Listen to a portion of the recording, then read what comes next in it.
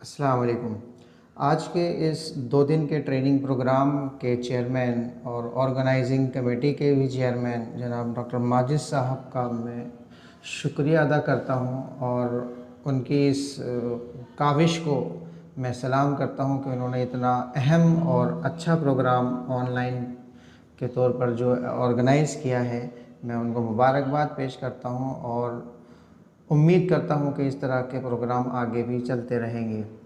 इस प्रोग्राम में जुड़ने वाले तमाम सामीन किराम और तमाम डॉक्टर हजरात से भी गुजारिश करूँगा कि इसको बहुत ही संजीदगी से लें और अपने दूसरे रफ़क़ा को भी बताएं ताकि तमाम हमारे यूनानी प्रैक्टिशनर्स उससे मुस्तफ़ीज़ हो सकें।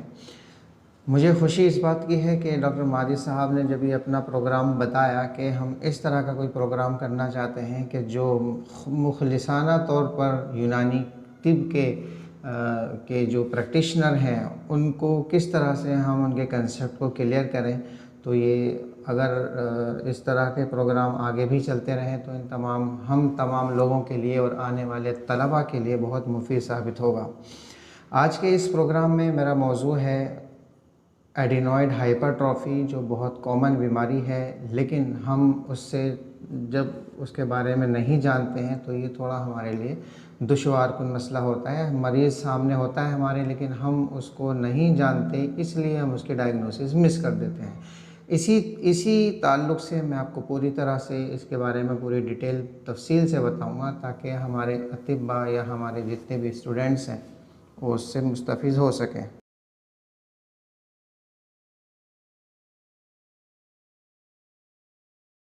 ये फोटो आपको नजर आ रहा होगा और इस तरह के बच्चे हमारे आसपास में रोजमर्रा की जिंदगी में नजर आ जाते हैं सोते हुए कि इस तरह से मुंह उनका खुला होता है और ऊपर के दांत थोड़े से आगे निकले होते हैं, होंठ मोटे हो जाते हैं। ये पिक्चर हम रोजमर्रा की जिंदगी में अक्सर देखते आते हैं और इसको अगर हमारा दिमाग इसको नहीं जानता है, नहीं समझता है या उसके बारे में हमें नॉलेज नहीं है तो फिर हम उसको ऐसे ही नज़रअंदाज कर देते हैं। हालांकि ये बहुत ही टिपिकल कंडीशन एक होती है जो तिब्बी नुक्ते नज़र से बहुत अहम है। इसकी वजह से बच्चे की ग्रोथ पर असर पड़ जाता है। मुंह से सांस लेने की वजह से बच्चे बार बार उनकी जो बोलने की हैबिट है वो चेंज हो जाती है। फेस अलग अलग तरह से चेंज हो जाता है। तो इन तमाम चीजों को हम इसके अंदर जिक्र करेंगे और खासतौर से हम यूनानी अपने जितने भी प्रैक्टिशनर हैं उनसे गुजारिश ये करेंगे कि वो ज्यादा से ज्यादा इस चीज को जहन नशी करें और इस तरह के केसेस अपने आसपास में, घर में, मोहल्लों में, सब में चेक करें। आपके पास जो केसेस आते हैं उसको नोट करें और इसको देखकर हम बहुत सारी चीजें ऐसी हैं जो मिसकंसेप्शन में जीते हैं उनको ठीक करने के लिए हम कोशिश करेंगे कि इसके ऊपर एक तफसीली गुफ्तगू हो। और दूसरा अहम काम ये भी हो कि इसमें आपके दिमाग में जो भी सवालात आए आप उसको नोट करते जाएं, क्योंकि हम इसमें हम कम बोलेंगे और आपसे उम्मीद ये करते हैं कि आप ज्यादा से ज्यादा इसमें पार्टिसिपेट करें, ज्यादा से ज्यादा उसमें आप शिरकत करें सवालात जवाबात में, ताकि जो भी कंफ्यूजन आपके हैं वो ठीक होते रहे। कंफ्यूजन जब भी होते हैं तो इंसान उसको ना दबाए बल्कि उसको कोशिश करे आसपास में जितने भी लोग हैं उनसे मालूम करने की। जितना हम मालूम करके आगे जाएंगे उतना ही हमें प्रैक्टिस में भी फायदा मिलता है। अहम दिक्कत हमारी तब होती है जब हम कोई चीज नोट भी करते हैं लेकिन उसको पढ़ते नहीं है या किसी से हम मालूम नहीं करते, पूछते नहीं है, तो ये एक दिक्कत वाली बात हो जाती है कि हम वहां पर पूरी तरह से उसको कैप्चर नहीं कर पाते।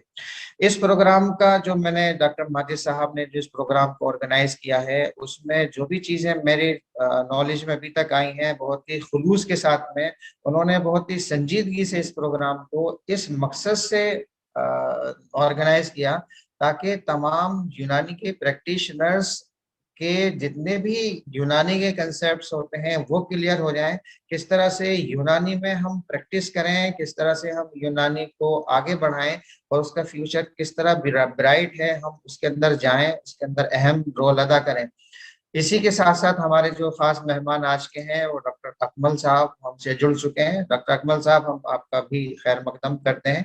आप बहुत ही तफसील से यूनानी में किस तरह से प्रैक्टिस की जाती है, क्या क्या चैलेंजेस हैं, उनके सॉल्यूशंस क्या क्या होते हैं, तो डॉक्टर अकमल साहब उसके बारे में तफसील से आपको बताएंगे। और उनका प्रैक्टिकल सेशन भी होगा, वहाँ जो लोग मौजूद हैं, प्रैक्टिकली जो थेरेपीज होगी किस तरह से उनको मैनेज करना है वो भी बताएंगे। तो इस प्रोग्राम को हमने इनको सजेस्ट किया कि हम एक ही आदमी से ना कराएं, बल्कि अलग अलग जो भी जिस फील्ड का एक्सपर्ट है उसको बुला के उसके जरिए से उस किसी भी पर्टिकुलर टॉपिक पर लेक्चर करवाया जाए।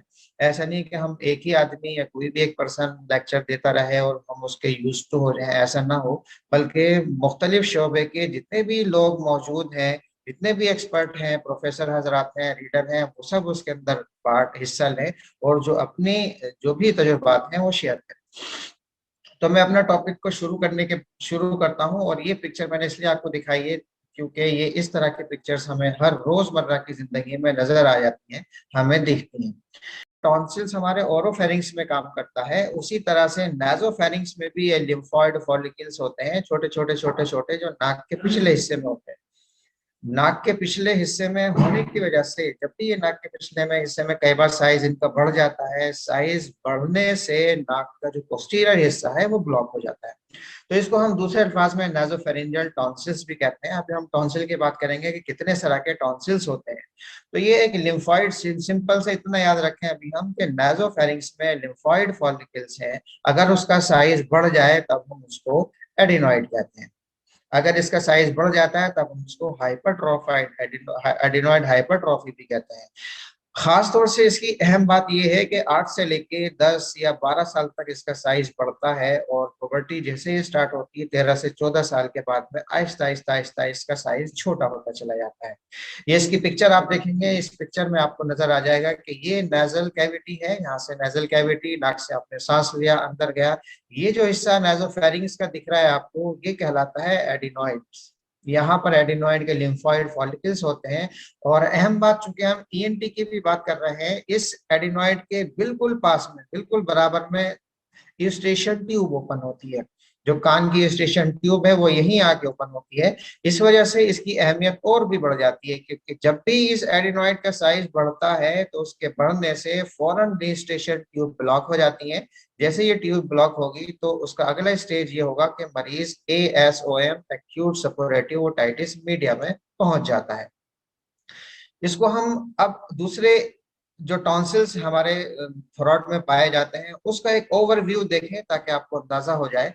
उसमें यह है कि हमारी जो ओरल कैविटी है उसमें एक रिंग होता है जिसको हम बॉल्डेयर्स रिंग कहते हैं। हालांकि आपके यूजी का सारे का सारा सिलेबस है, सारी चीजें जो हम यूजी की बात कर रहे हैं, लेकिन एक बात थोड़ी सी इसके ऊपर नजरसानी हो जाए तो हमें सारी चीजें याद आ जाएंगी, ताकि कंसेप्ट भी क्लियर हो जाए, यूनानी का कंसेप्ट उसके अंदर क्या है और किस तरह से हम यूनानी का उसमें इलाज करेंगे।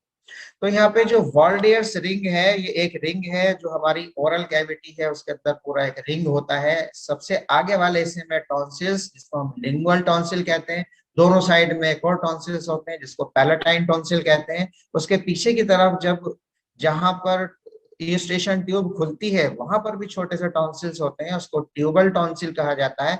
और सबसे पिछले हिस्से में जो टॉन्सिल है उसका नाम है एडिनॉइड। अगर इसका साइज बढ़ जाता है, हाइपरट्रॉफी इसकी ट्यूबल टॉन्सिल्स, टॉन्सिल्स के अंदर हाइपरट्रॉफी हो जाती है, तब हम उसको एडिनॉइड हाइपरट्रॉफी कहते हैं।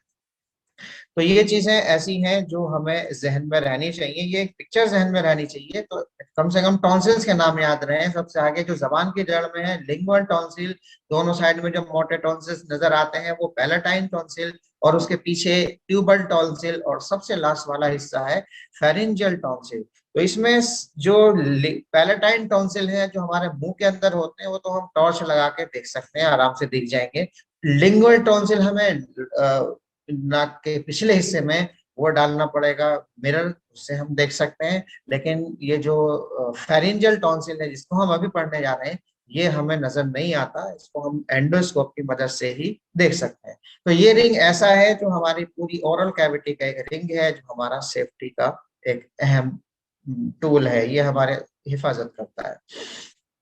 अब देखिए इसकी फीचर्स क्या होती हैं। एक पिंक कलर का ग्लोबुलर मास है, ये आपको दिख रहा होगा, नाक के पिछले हिस्से में मास है।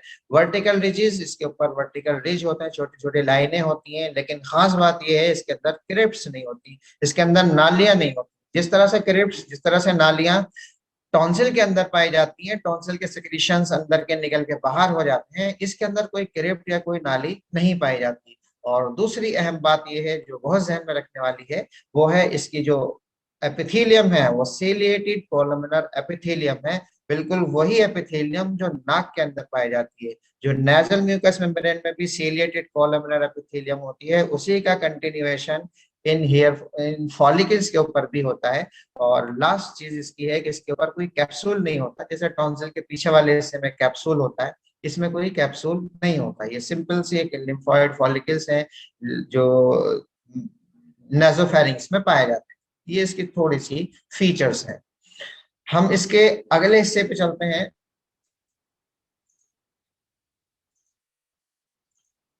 ये देखिए, आप दो चीजें आपको यहाँ नजर आ रही होंगी। हम आपको एक्सरे भी करना दिखाएंगे, सिखाएंगे कि किस तरह से हम इसमें एक्सरे में करके इसकी नॉलेज हासिल कर सकते हैं, किस तरह से हम एक्सरे करके उसको डायग्नोज कर सकते हैं। ये दो पिक्चर आपको आमने सामने नजर आ रही हैं। ये पिक्चर एक नॉर्मल वैसी बनी हुई है, और ये जो आपका एक्सरे है, जो एक्सरे आपको वहां दिखाई देता है, जो भी एक्सरे नजर आते हैं वो इस तरह से आपको जब भी आप एक्सरे कराएंगे तो ये नजर आएंगे। किस तरह से इसकी रीडिंग करनी है, किस तरह से इस एक्सरे को हमें पढ़ना है, उसको हम नोट करेंगे।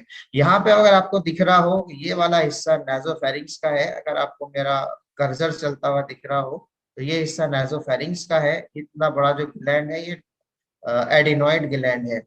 ये हमारी सॉफ्ट पैलेट नीचे दिख रही है, और ये बीच में से एयर का रास्ता, थोड़ा सा एयर का रास्ता दिख रहा है, जो छोटी सी जगह खाली जा रही है। ये मैंने पिक्चर से आपको समझाने की कोशिश की है ताकि चीजें जहन नशी अच्छे से हो जाए। इससे अगली चीज जो हम देखने जा रहे हैं, ये दूसरी चीज है नाक की जो रेशाए मुखाती है, वो नाक के अंदर भी वही है म्यूकस मेम्ब्रेन। वही म्यूकस मेम्ब्रेन हमारे थ्रोट के अंदर होती है, और वही म्यूकस मेम्ब्रेन यूस्टेशन ट्यूब के अंदर होती है जो कान की तरफ चली जाती है। कहने का मकसद यहाँ पर ये है, अगर नाक में जरा भी इन्फेक्शन हुआ या कॉमन कोल्ड हुआ या कोई भी राइनाइटिस की सिचुएशन पैदा हुई, तो वो पूरी की पूरी फौरन पूरे हलक में भी फैल जाती है, नाक के अंदर भी फैली रहती है, और यूस्टेशन ट्यूब से होते हुए कान के अंदर भी पहुंच सकती है। अब चूंकि हम बात कर रहे हैं एडिनॉइड की, खासतौर से अपर रेस्पिरेटरी ट्रैक्ट के अंदर ही जब भी पाया जाता है, तो वहां पर ये तीन चार चीजें कुछ ऐसी हैं जो यहाँ पर बहुत अहम होती हैं। इसमें है बहुत ज्यादा ठंडी हवा, बहुत ज्यादा ठंडे लिक्विड, और खट्टी और ठंडी चीजों का कसरत इस्तेमाल। यूनानी नुक्ता नजर भी ये कहता है कि अपर रेस्पिरेटरी ट्रैक्ट के अंदर खट्टी और ठंडी चीजें नुकसानदा होती है। बहुत ज्यादा ठंडी हवा नेजल कैविटी को, नेजल म्यूकस मेम्ब्रेन को नुकसान पहुंचाती है। वो किस तरह से नुकसान पहुंचाती है, बहुत अहम और इम्पोर्टेंट पॉइंट समझने का है, उसको हम अभी अगली स्लाइड में देखेंगे। लेकिन यहाँ पर आप अपर रेस्पिरेटरी ट्रैक्ट के अंदर ये चीज ध्यान में रखें कि ठंडी हवा, ठंडे लिक्विड्स या खट्टी या ठंडी चीजें जो भी खाने की हो या पीने वाली चीज हो या ठंडी हवा हो, ये तीनों चारों चीजें ही अपर रेस्पिरेटरी ट्रैक्ट को बहुत नुकसान पहुंचाने का काम करती हैं। अगली स्लाइड देखिए, जो मैं आपको दिखाना चाह रहा हूँ वो एक होता है एयरवे सरफेस फ्लूइड। ये नाक के अंदर होता है। नाक की जो म्यूकस मेम्ब्रेन है उसके ऊपर दो तरह के फ्लूइड होते हैं, एक को हम एयरवे सरफेस फ्लूइड कहते हैं, और दूसरा एक म्यूकस की लेयर होती है जो इस पे आपको दिख रही होगी। नीचे सॉल्यूशन की ब्लू कलर की लेयर दिख रही है और ऊपर एक येलो कलर की लेयर दिख रही है। ये नेजल कैविटी के अंदर जो सीलिया मौजूद होते हैं, उन सीलिया की मूवमेंट के लिए एयरवे सरफेस फ्लूइड बहुत अहमियत का हामिल होता है। अगर अपर रेस्पिरेटरी सिस्टम में सीलिया की मूवमेंट डिस्टर्ब हो जाए तो पूरा डिफेंस मैकेनिज्म कोलैप्स हो जाता है। इसलिए अपर रेस्पिरेटरी ट्रैक्ट इन्फेक्शन बहुत ज्यादा कॉमनली होते हैं। तो इसलिए यहाँ पे बताने का मकसद ये है कि एयरवे सरफेस फ्लूइड जो नाक की जो सेल्स हैं वो सेक्रेट करती हैं, और इस फ्लूइड के अंदर सीलिया फ्रीली मूवमेंट करते हैं। इसको बस जहन में रखना है ताकि हम आगे की स्लाइड्स को समझ सकें। तो एयरवे सरफेस फ्लूइड हो गया। इससे अगला दूसरा है जो ये एयरवे म्यूकस लेयर। एयरवे में जब म्यूकस की लेयर बन जाती है, तो वो म्यूकस की लेयर, जैसे आपने देखा होगा नाक के अंदर म्यूकस सेक्रेशन होता है, तो वो ऊपर की लेयर है, ऊपर म्यूकस होता है, उसके नीचे एयरवे सरफेस फ्लूइड होता है।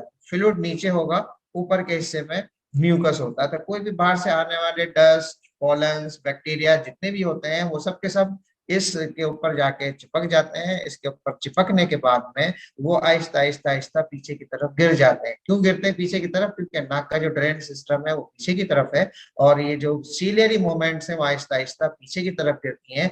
ये सीलिया की जो मूवमेंट ये रेस्पिरेटरी सिस्टम में बहुत अहम होती है। अगर आपने इसको समझा तो हम समझेंगे कि आज का ये लेक्चर कामयाब रहा। तीसरी चीज इसमें जो समझने की है वो है ciliary beat frequency. Ciliary beat frequency जो हमने अभी आपको सीलिया दिखाया है, उन सीलिया की जो एक मूवमेंट होती है, एक बीट होती है कि 1 मिनट में कितनी मूवमेंट इसके अंदर हो रही है। एक सेल पे तकरीबन 200 सीलिया पाए जाते हैं, और 1000 से लेके 1500 साइकिल पर मिनट, मतलब 1000 टू 1500 हर्ट्ज की इसकी फ्रीक्वेंसी होती है। इस फ्रीक्वेंसी से ये आहिस्ता आहिस्ता आहिस्ता इनकी मूवमेंट चलती है। तो इस मूवमेंट का मकसद क्या है, हम आपको अगली स्लाइड में दिखा रहे हैं कि इसका अहम काम क्या होता है। जब भी इसके अंदर मूवमेंट होती है तो उससे क्या चीज सामने आती है।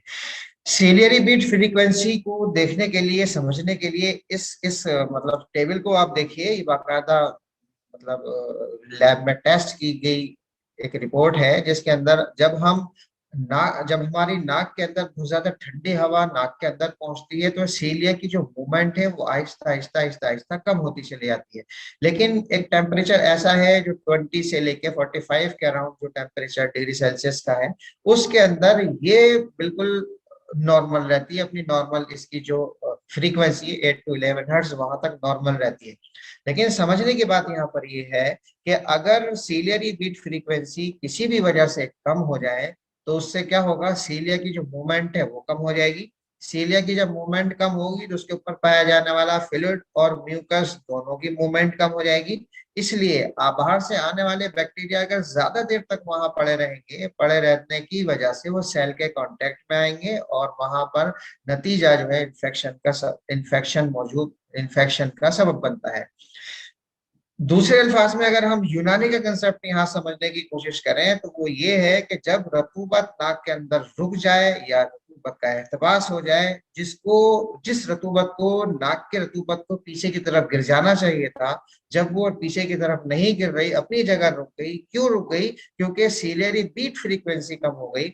मूवमेंट जो सीलिया की थी वो कम हो गई। तो जैसे ही मूवमेंट कम होगी तो जो फ्लूइड था वो वहां रुक जाएगा। फ्लूइड रुकेगा तो उसके अंदर ताफुन होगा। यूनानी का नजरिया ये है कि जहां भी रतूबत रुकती है, रतूबत होगी, हरारत मौजूद होगी, वहां ताफुन होगा। तो बिल्कुल आप चाहे यूनानी नजरिए से चेक कर लें या मॉडर्न के जो थ्योरी है उसको सामने लाके कर लें।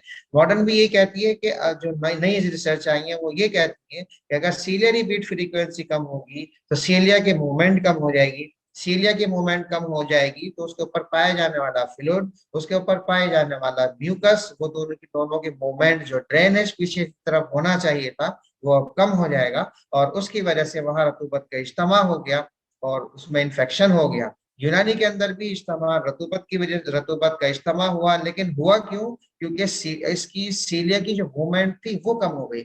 अब यहाँ पर अहम पॉइंट समझने वाला ये है कि सीलिया के मूवमेंट, कौन से फैक्टर्स ऐसे हैं जो इन सीलियरी मूवमेंट्स को कम कर देते हैं, कौन से फैक्टर्स ऐसे हैं जो सीलियरी मूवमेंट को मेंटेन रखते हैं। तो उसमें दो बातें खास तौर से आप जहन में रखें। सबसे अहम चीज है टेम्परेचर।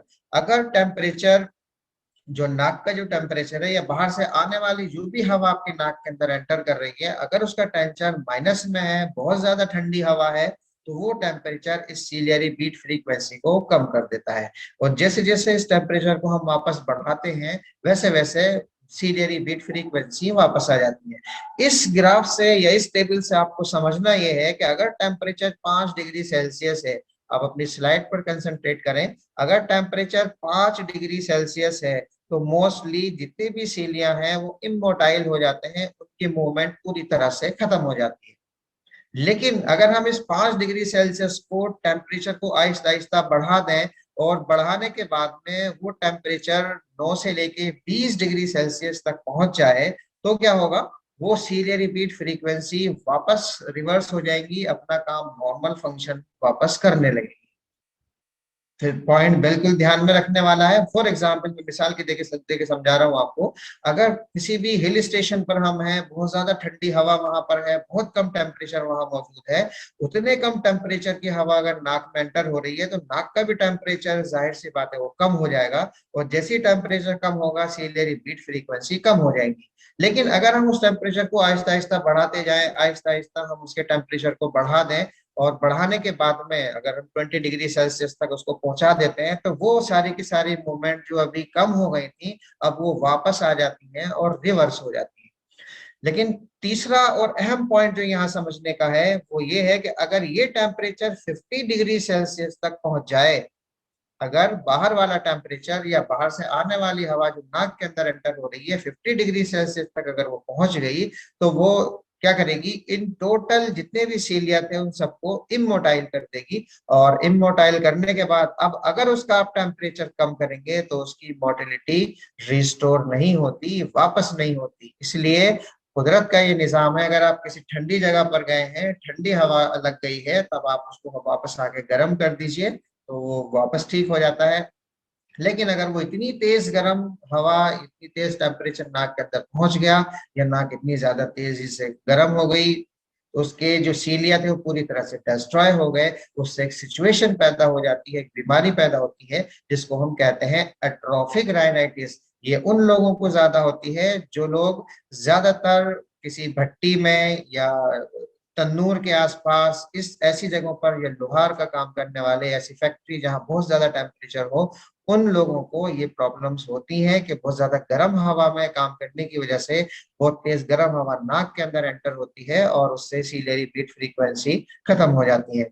तो यहाँ पर आपको जहन में रखने वाला काम यही है कि अगर टेम्परेचर आपका नॉर्मल है तो सीलियरी बीट फ्रीक्वेंसी नॉर्मल काम करती रहेगी। अब यूनानी का उसूल या यूनानी का कंसेप्ट आप यहाँ पर समझिए। अगर आप कहीं भी ठंडी हवा में एंटर हो गए हैं, देर तक वहां बैठे रहे, ठंडी हवा थी, तो उससे क्या होता है, हम हमारे यूनानी के सिस्टम के हिसाब से, यूनानी थ्योरी के हिसाब से, उसमें लंबे टाइम तक बैठे रहने की वजह से एक कंडीशन पैदा होती है जिसको हम बोलते हैं सुए मिजाज बारिद सादा। अब अगर आपने उसको गर्म पानी से स्टीम दे दी, उसकी सिकाई कर दी, अब वो वापस रिवर्स हो गया, तो जो कैफियत से काम हो रहा है, जो काम सिर्फ कैफियत की तब्दीली की वजह से जो चेंजेस वहां पैदा हुई हैं, आपने उसको बिल कैफियत वापस उल्टा करके गर्म सिकाई उसकी कर दी, तो क्या होगा, वहां से आहिस्ता आहिस्ता आहिस्ता आहिस्ता वो सारी की सारी जो फ्रीक्वेंसी, जो भी प्रॉब्लम हुई थी, वो ठीक हो जाती है।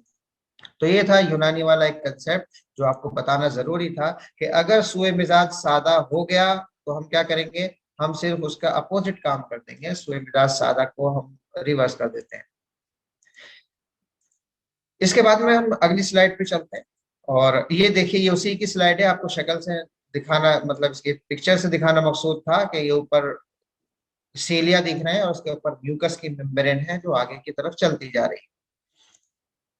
ये देखिए एक एस्केलेटर है जो नाक के अंदर चलता है, जिसको हम म्यूकोसीलियर एस्केलेटर कहते हैं। नीचे म्यूकस मेम्ब्रेन के ऊपर वाले हिस्से में ये सीलिया मूवमेंट दिख रहेगी, सीलिया दिख रहे हैं, और उसके ऊपर ये फ्लूइड है, और ये जो डस्ट पार्टिकल्स, बहुत सारी चीजें जो म्यूकस पे चिपक जाती हैं, और ये आहिस्ता आहिस्ता आहिस्ता आहिस्ता पीछे की तरफ चलता रहता है। ये हम यूनानी वालों को खासतौर से ये जहन में रखना होगा, इसकी जो फिजियोलॉजी है या एनाटॉमी है उसको हम बहुत खासतौर से जहन में रखें, ताकि यूनानी का उसूल इलाज बनाते वक्त हमें कोई परेशानी ना हो। अगर हमें ये पता होगा सीलियरी बीट फ्रीक्वेंसी किस चीज से अच्छी हो जाती है, किस चीज से कम हो जाती है, टेम्परेचर से कम में से उसमें क्या फर्क पड़ता है, गर्म हवा से क्या फर्क पड़ेगा, मॉइस्चर से क्या फर्क पड़ेगा, तो इन सब चीजों को हमें समझना आसान हो जाएगा।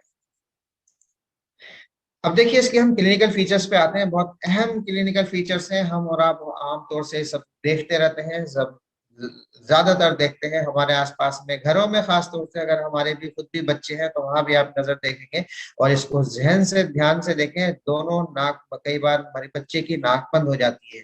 नेजल ऑब्स्ट्रक्शन बायलेटरल साइड का, दोनों साइड का ये कॉमन कंप्लेंट होती है। बच्चा रात को स्नोरिंग करता है, मुंह खोल के सोता है, बहुत अहम पॉइंट होता है माउथ ब्रीदिंग का, मुंह खोल के सोना या स्नोरिंग करना।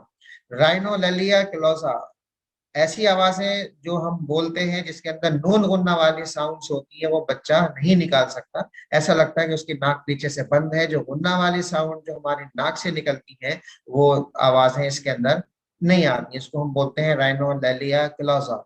एक कंडीशन और है जिसको फ्रीक्वेंट राइनोरिया, बहुत ज्यादा जल्दी जल्दी से बच्चों को नजला जुकाम होगा, नाक से पानी निकलता रहेगा, नाक से ब्लीडिंग हो सकती है, फीडिंग प्रॉब्लम्स हो सकती है बच्चों के अंदर। जो बच्चा अभी नाक से मतलब नाक उसकी ब्लॉक है, अगर वो फीडिंग कर रहा है या दूध पी रहा है या मदर उसको फीडिंग करा रही है, तो उसकी नाक बंद होने की वजह से बच्चा फीडिंग नहीं कर पाता। क्योंकि मुंह से एक बारे में एक काम ही हो सकता है, या तो बच्चा फीडिंग करे या मुंह से सांस ले, क्योंकि उसकी नाक ब्लॉक है, इसलिए सांस लेने का काम वो मुंह से करता है।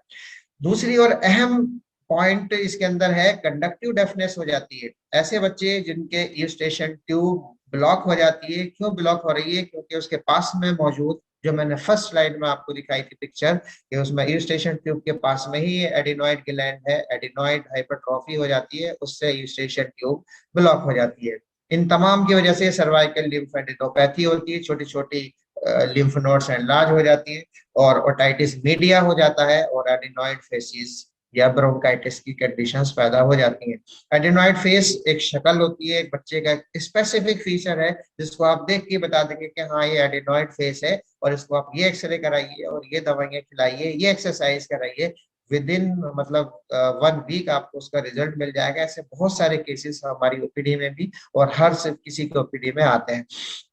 तो यहाँ पॉइंट जो सबसे ज्यादा जहन में रखने वाले होते हैं वो है ओरल कैविटी, मुंह बंद करके ना सोना। बच्चा मुंह खोल के सोता है, माउथ ब्रीदिंग करता है।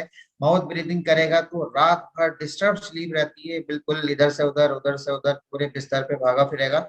और ऐसा क्यों होता है? क्योंकि कुछ वक्त ऐसा, जब बच्चा सांस ले रहा होता है तो सांस लेते लेते लेते जब स्नोरिंग हो रही होती है, उस दौरान बॉडी के अंदर ब्रेन को जो ऑक्सीजन की सप्लाई है वो कम हो जाती है, क्योंकि बच्चा नाक से सांस नहीं ले रहा। जब वो मुंह से सांस लेता है तो पूरी सप्लाई मुंह से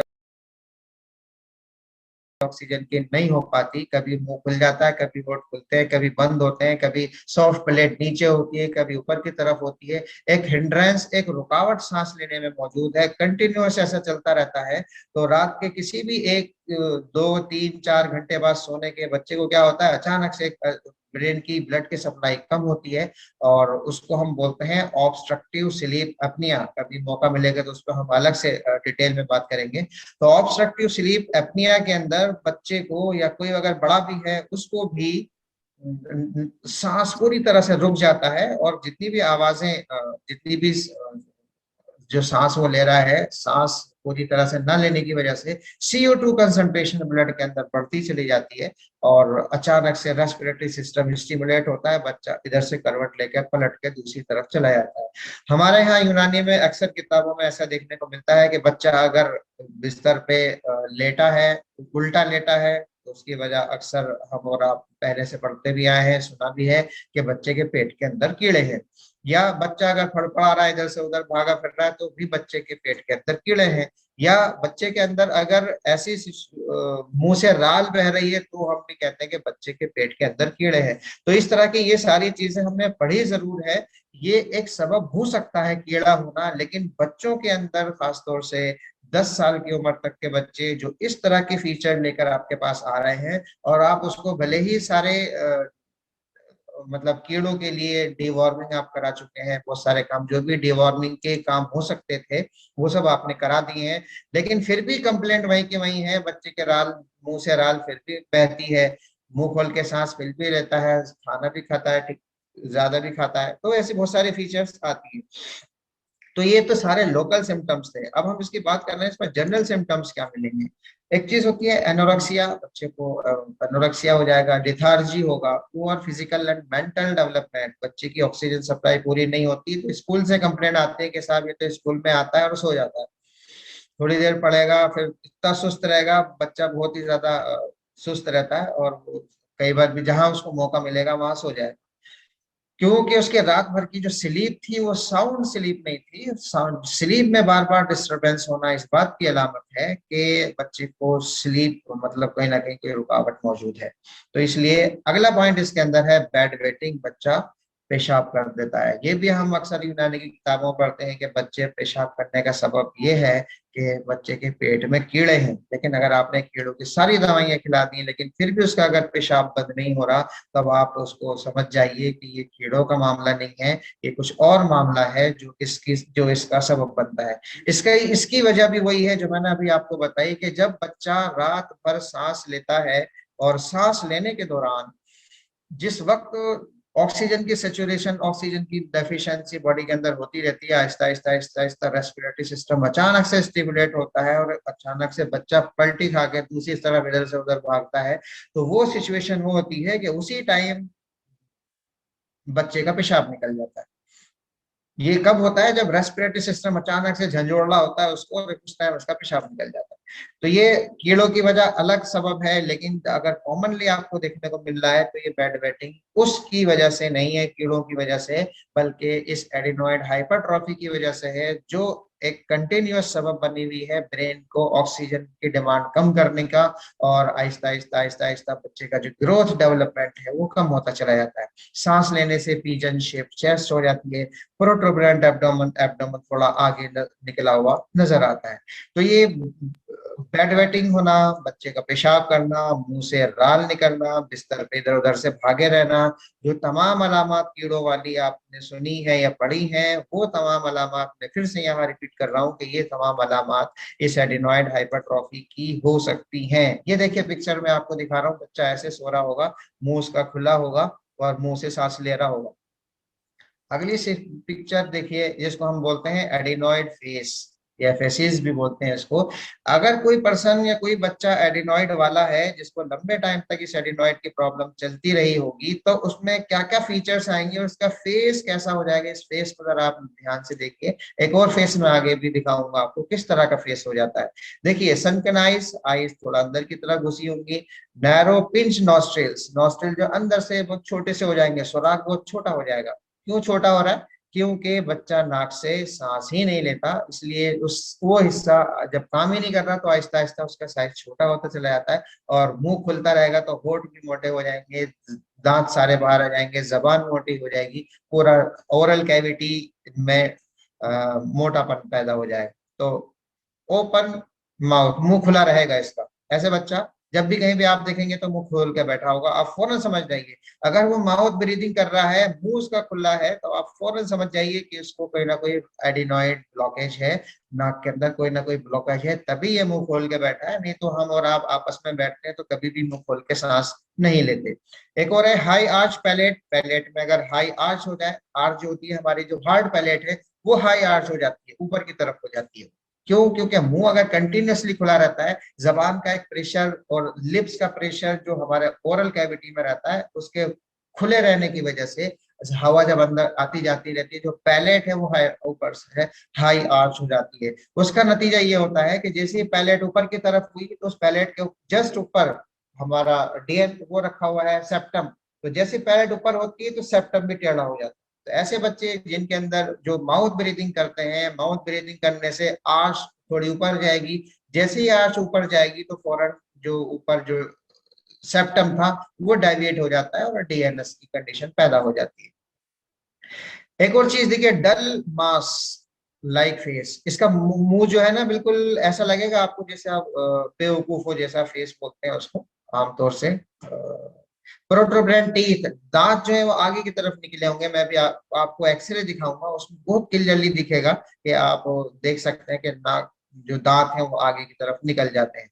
मुंह से सलाइवा का निकलना या लेटने के दौरान सलाइवा का निकलना, ये इसकी अहम अलामत है। और कंटिन्यूअस नेजल डिस्चार्ज, नाक से हर वक्त पानी आता ही रहेगा। घर वाले कंप्लेंट करेंगे साहब इसको तो पैदाइशी जुकाम है, हालांकि वो जुकाम नहीं है। अगर आप अंदाजा लगाएं, अगर आप अपना खुद भी एहसास करें, तो अंदाजा लगाएं कि हमारी जो नाक, हमारे साइनस, जितने भी साइनस हैं, नेजल कैविटी, सब के सब वहां से म्यूकस का सेक्रेशन करते हैं। ड्रेनेज नाक के अंदर होता है, नाक से फिर वो हलक के अंदर चला जाता है। एक अंदाजे के मुताबिक तकरीबन 700 ml के आसपास ये नेजल सेक्रीशंस बनते हैं 24 घंटे में, और आहिस्ता आहिस्ता आहिस्ता आहिस्ता वो थ्रोट से होते हुए चले जाते हैं। उन्हीं सीलियरी बीट एस्केलेटर के थ्रू, सीलियरी बीट फ्रीक्वेंसी के थ्रू ये पूरे का पूरा काम अंजाम पाता है, और हमें एहसास भी नहीं होता कि कितने लंबे टाइम से ये प्रोसेस चल रहा होता है। लेकिन ऐसा बच्चा जिसके एडिनॉइड हाइपरट्रॉफी हो, नाक का पिछला हिस्सा उसका ब्लॉक हो गया हो, अब साइनस और नेजल सेक्रीशंस कैसे निकलेंगे? पीछे की तरफ जो ड्रेनेज सिस्टम था वो ब्लॉक हो गया,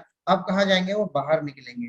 तो ये इसके नॉर्मल सेक्रीशंस थे जो अंदर जाने चाहिए थे, अब वो सेक्रीशंस के बाहर निकलते रहते हैं। आपने देखा होगा गांव देहात में भी आमतौर से बच्चे जो है नाक निकलती रहती है रेगुलरली, हाथ से साफ कर लिया, कपड़े से साफ कर लिया, मुंह पे लगी दी है। तो ये कंटिन्यूअस ऐसी कंडीशन जो नाक कंटिन्यूअस निकलती रहती हो, नाक से सिक्रीशंस निकलते रहते हो, ये भी इसका एक बहुत अहम कंडीशन, बहुत अहम साइन होता है। एक है नाजोलैबियल फोल्ड। नाजोलैबियल फोल्ड जो बीच में फोल्ड होता है वो इसके अंदर खत्म हो जाएगा, बिल्कुल इस तरह का फेस, इसको हम बोलते हैं एडिनॉइड फेस। इस तरह का बच्चा जैसे ही आपके सामने आके बैठा, आपने उसको देखा मुंह खुला हुआ है, उसके दांत थोड़ा आगे की तरफ है, उसका फेस जो है वो लेबियल फेस, जो फोल्ड्स थी वो खत्म हो गई हैं, नाक थोड़ी सी पतली हो गई है, रास्ता छोटा नजर आ रहा है आपको।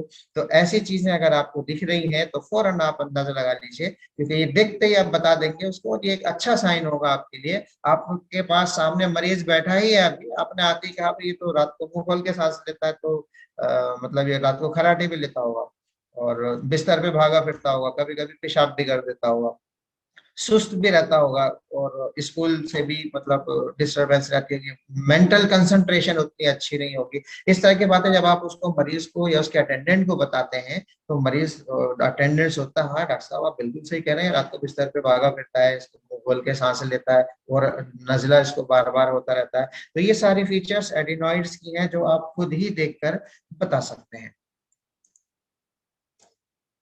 कान के अंदर, इसके अंदर क्या परेशानियां होती हैं? कान में दर्द हो जाएगा, जैसे मैंने अभी आपको बताया था कि यूस्टेशन ट्यूब जैसे ही ब्लॉक होगी तो कान में दर्द हो जाएगा, ओटाइटिस मीडिया हो जाएगा, टिम्पैनिक मेम्ब्रेन में परफोरेशन हो सकता है, यूस्टेशन ट्यूब ब्लॉक हो सकती है, क्रॉनिक ओटाइटिस मीडिया हो सकता है। ये तो उसके कुछ मैनिफेस्टेशंस हैं जो ईयर से रिलेटेड होती हैं। अब हम आते हैं इसको डायग्नोज आपको कैसे करना है। जैसे मैंने सारे साइंस आपको बताए हैं उसी तरह से हम इसको डायग्नोस करेंगे। सबसे पहले हिस्ट्री मिलेगी बच्चे की कि नाक बंद है, दूसरा नाक से सेक्रीशंस निकल रहे हैं, ठीक। तीसरी तीसरी चीज है जो कि बहुत कम, अगर आपके पास एंडोस्कोपी है तो ही आप कर पाएंगे, अगर एंडोस्कोपी नहीं है तो हम नहीं देख सकते। ये ग्लोबुलर मास हम नाक के पिछले हिस्से में ओरल कैविटी में एक एंडोस्कोप डाल के देख सकते हैं, एक बड़ा सा मास वहां नजर आ जाएगा। और बायलैटरल अगर टिम्पैनिक मेम्ब्रेन में कोई चेंजेस है तो टिम्पैनिक मेम्ब्रेन को हम चेक करेंगे बाहर से, तो रिट्रैक्शन पाया जाएगा, टिम्पैनिक मेम्ब्रेन अंदर की तरफ घुसी होगी, जिसको हम retraction of the tympanic membrane कहते हैं। Retraction of the tympanic membrane आमतौर से मिडिल ईयर के अंदर नेगेटिव प्रेशर डेवलपमेंट होने से होती है। और मिडिल ईयर के अंदर नेगेटिव प्रेशर कब पैदा होता है? जब यूस्टेशन ट्यूब ब्लॉक हो जाती है। तो इनडायरेक्टली अगर एडिनॉइड हाइपरट्रॉफी है तो उससे रिट्रैक्शन टिम्पैनिक मेम्ब्रेन हो जाता है। क्यों हो रहा है? क्योंकि एडिनॉइड ने यूस्टेशन ट्यूब को ब्लॉक किया, यूस्टेशन ट्यूब ब्लॉक होने से मिडिल ईयर में नेगेटिव प्रेशर डेवलप हुआ, और नेगेटिव प्रेशर डेवलप होने से ये टिम्पैनिक मेम्ब्रेन अंदर की तरफ खिंच गई, तो इसको हम बोलते हैं retraction of the tympanic membrane. अब अहम चीज है कि आप उसको डायग्नोसिस कंफर्म कैसे करेंगे। अब आ जाइए, एक्सरे हम इसका कराएंगे नासोफेरिंक्स लैटरल व्यू।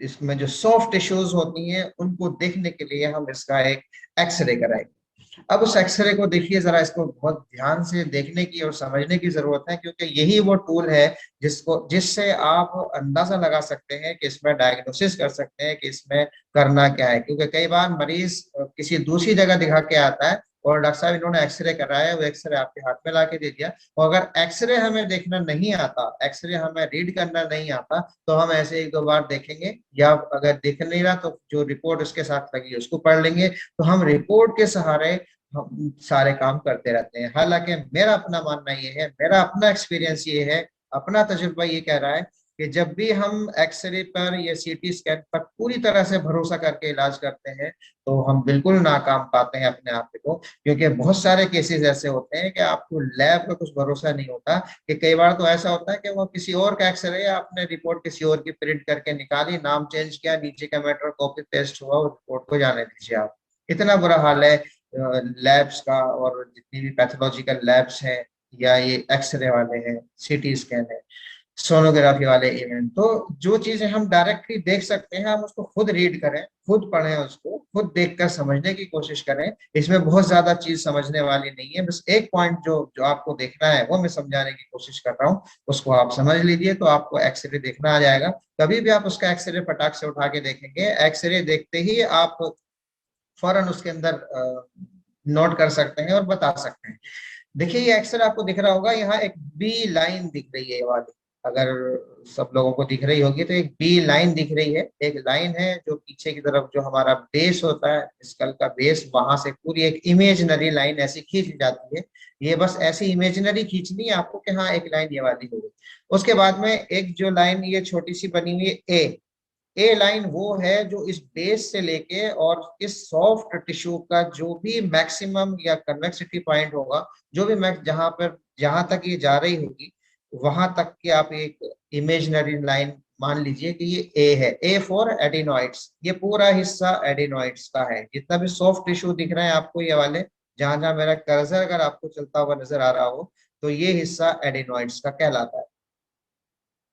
लेकिन हमें लाइन कहाँ तक खींचनी है, जो इसका मैक्सिमम पॉइंट है जहां तक इसका लोब नजर आ रहा है, हमें वहां तक की ये लाइन खींचनी।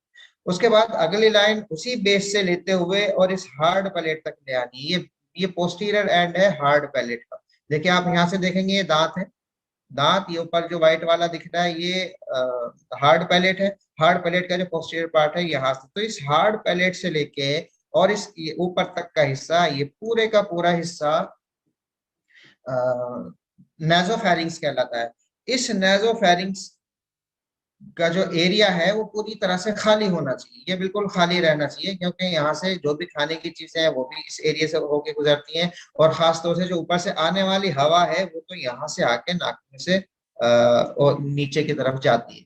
तो ये देखिए आप, ये वाला एक्सरे आप देख रहे हैं। अब इस एक्सरे में जो आपको नोट करना है, कैसे आपको चेक करना है, तो सबसे पहले दो काम कर सकते हैं हम। या तो ये दूसरा एक्सरे में दिखा रहा हूँ आपको, तो ये दूसरा एक्सरे देखिए, सेकंड एक्सरे, इसमें थोड़ा और ज्यादा क्लियर नजर आ रहा है।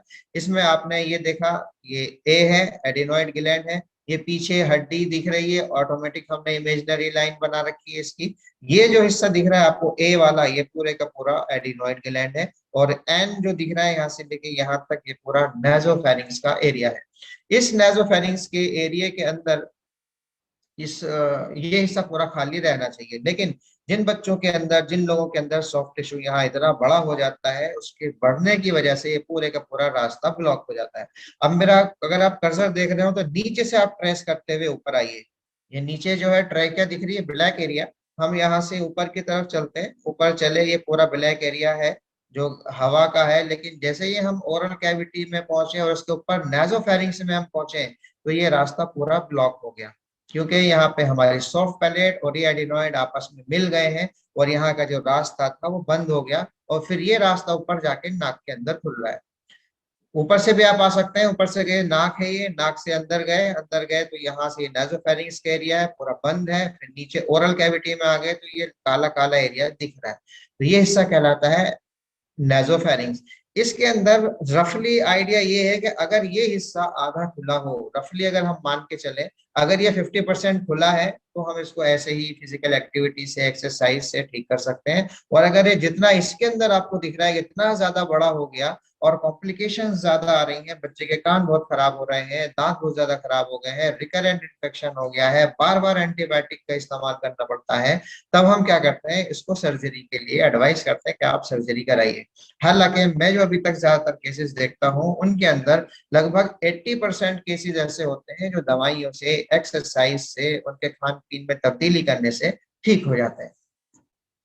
उम्मीद है कि एक्सरे ठीक समझ आ गया होगा। अगर जरूरत पड़ेगी तो हम दोबारा से इसको फिर से भी रिपीट कर सकते हैं बाद में, क्योंकि एक और लेक्चर होना है आपका, उसके बाद में हम बात कर लेंगे। इसकी कॉम्प्लिकेशंस क्या हो सकती हैं, जैसे मैंने एडिनॉइड फेस आपको बताया, वो हो सकता है कि ईयर के अंदर इन्फेक्शन हो सकते हैं, ओटाइटिस मीडिया हो सकता है, बच्चे की आवाज में तब्दीली आ सकती है, गुन्ना वाली साउंड्स नहीं निकालेगा, बार बार साइनोसाइटिस होता रहेगा, मेंटल एंड फिजिकल डेवलपमेंट कम हो जाता है बच्चे का जो डेवलपमेंट फिजिकल होना चाहिए था, मेंटल होना चाहिए था, वो कम हो जाता है। बच्चा भागने की कोशिश तो करता है लेकिन मुंह से सांस लेता है, पूरी तरह से भाग नहीं पड़ता, थोड़ी देर के बाद सांस फूलने लगेगा, पूरी जितनी भी एक्सरसाइज होती है वो नहीं कर पाता, इसकी वजह से ऐसा होता है।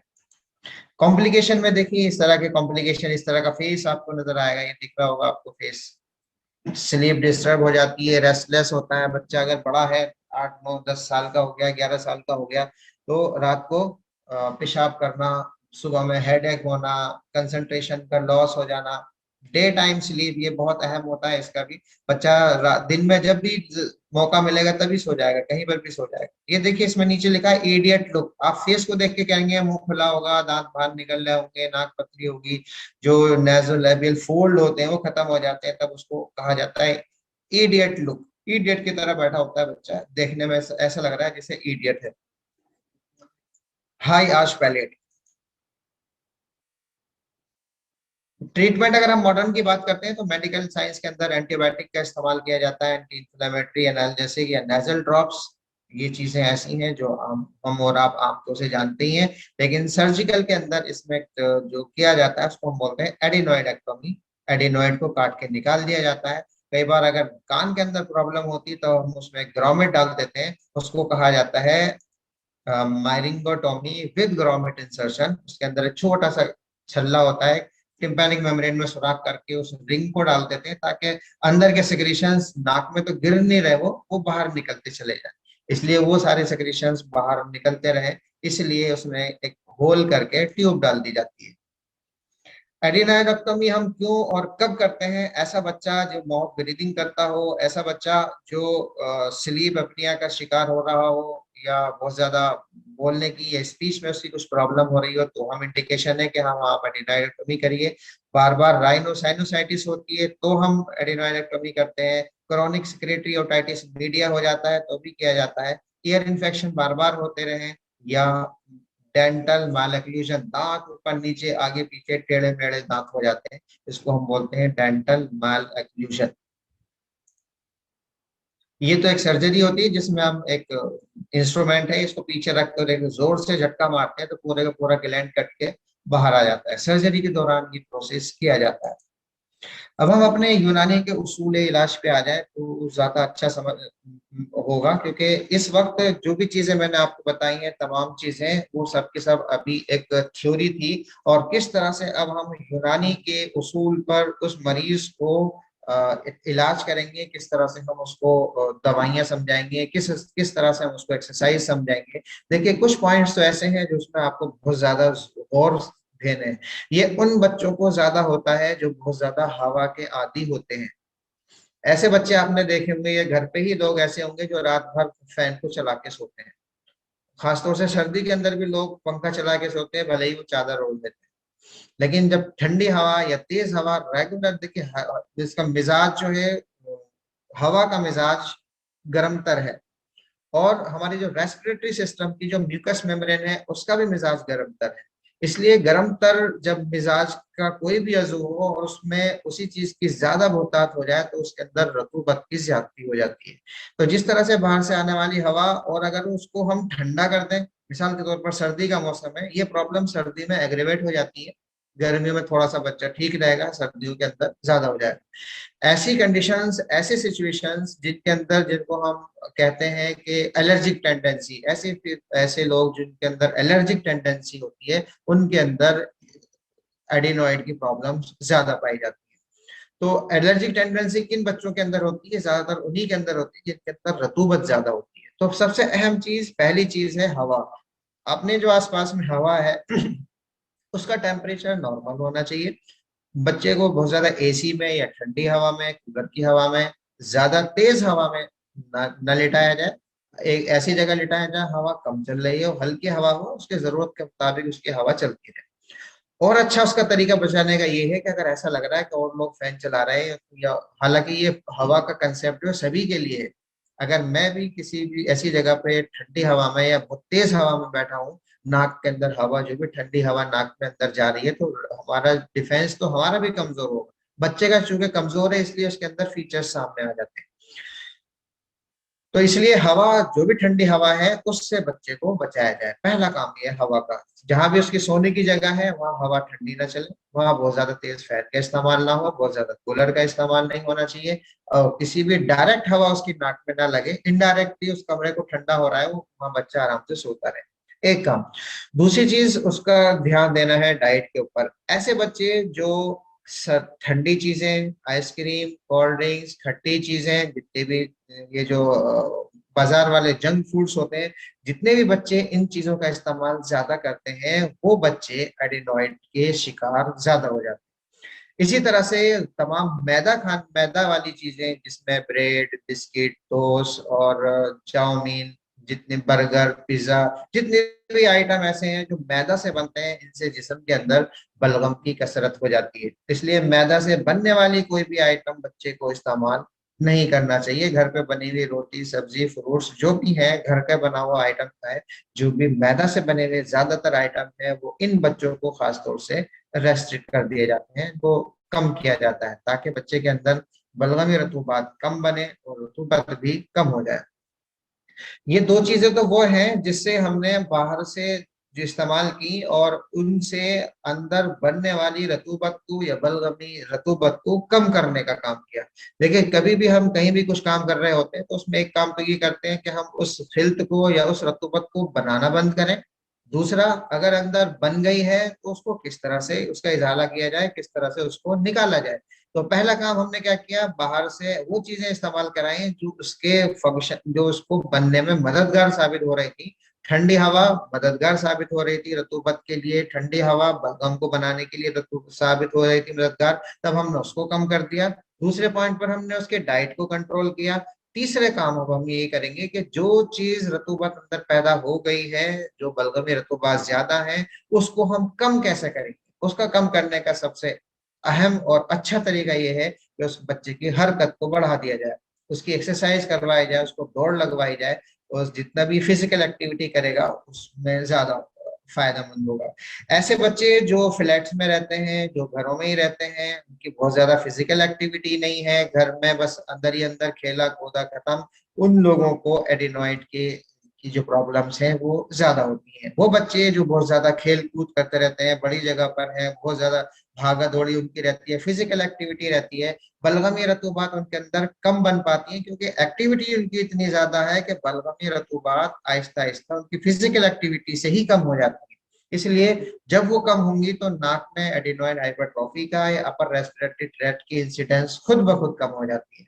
लेकिन फिर भी अगर ऐसा है तब हम क्या करेंगे, गर्म खुश्क अदविया का इस्तेमाल कराएंगे।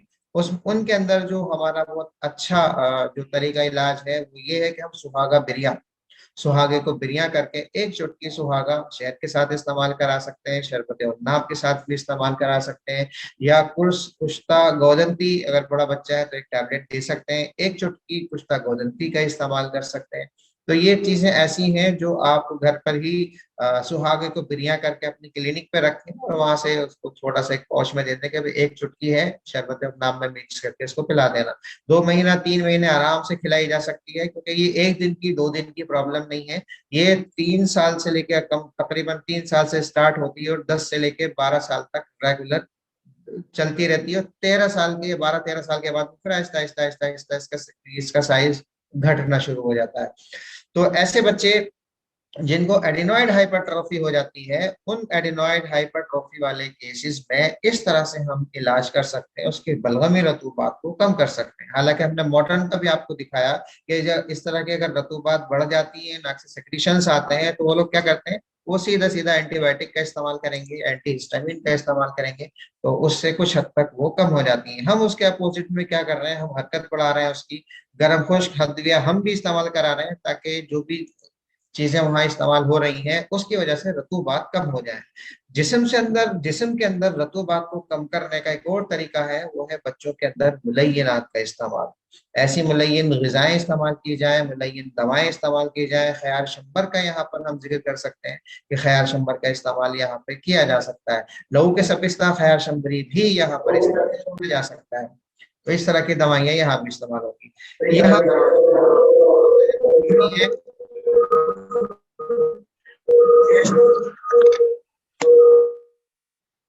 किसी की आवाज आ रही है? हेलो।